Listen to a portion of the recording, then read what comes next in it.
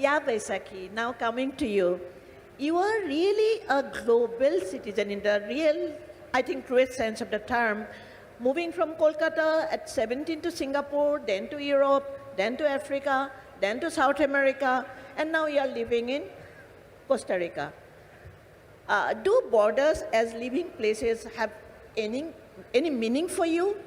How do you look at quote unquote home or roots, or do you remain like the famous Bhupen Hazarika song, Moi Ek Jajabor? Banglai jetake bole, Ami Ek Jajabor.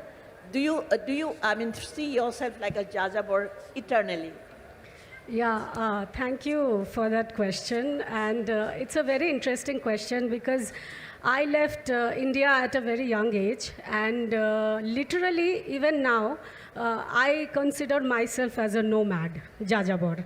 That's because I have grown up in different continents of the world, and in each continent where I lived, I was staying with local families, eating their food, wearing their costumes, working in those countries, making little money, and then traveling with that money. And that's how I got a bite size of every culture and belief system and traditions and religions. And somewhere at the end of it, it's like your definition of life itself transcends to another level. You are no more from one culture. So, for example, let's say someone who is from here, who has never left this place, that person's personal truth will depend on the belief systems and cultures and traditions of this place. Whereas when you go to another country, what people think is good is totally opposite from what people think is good here. So what is polite in one culture is impolite in another culture. What is right in one country is wrong in another country. And at the end of it, your definition of self just takes on an entirely new level, and you start to look at everything as the human story, basically. So, yes, I live in Costa Rica, and I live with a Mexican family in Costa Rica as a paying guest. And everywhere I lived, I have experienced a different culture. And sometimes I would be like, what is right? What is wrong? What should I say? What shouldn't I say that would offend? So home for me is literally the whole world. It's the human picture, and it's different everywhere. Culture brings variety. It brings color to our existence, but identifying too strongly with any particular culture could also be detrimental. So your book, Life is an Abracadabra. So these are the experiences you are reflecting, or your attitude, right? Well, my book actually talks about a new level, a new dimension of reality, because this book doesn't just talk about travel stories. It is actually a journey to destiny, which is filled with synchronicities and magical encounters, meaningful coincidences that materialized impossible dreams, that got me out of inescapable situations, disentangled unworkable problems, and saved my life several times, because I lived in some of the most dangerous countries of the world. And I was alone, and there was nobody to protect me. I was very young, and I had to protect myself.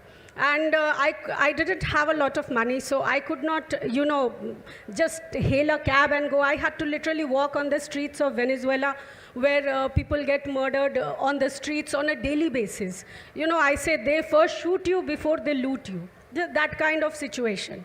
So in those circumstances, I survived, and I came out of it unscratched. Like so many times I felt I was going through these life-threatening situations, and I thought that I would not survive, like I would die.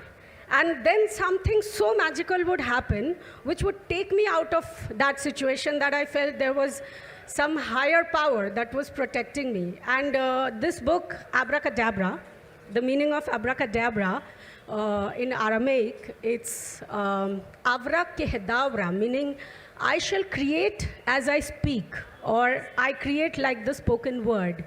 And it has a Hebrew origin, which comes from three words: Ab meaning father, Ben meaning son, and Ruach Akadosh meaning Holy Spirit. So basically it refers to the Trinity, that is life. So just to finish, wrap up. When we, I mean, the readers will be reading, they'll discover more of it. But it seems that you discovered yourself when you moved out of your home. Yeah, I discovered life itself on a different dimension of reality. So where, you don't look at problems or challenges the way you do. Like normally we say, this happened to me. But I say it also happens through you. So basically, instead of action reaction, it becomes more like action creation. So that is what I discovered because, I started my journey with a crippling back injury and I was suicidal. I wanted to commit suicide. And then I had a spontaneous remission. Those times, at university, I thought my life had no meaning. And I did not want to live like a crippled person for the rest of my life.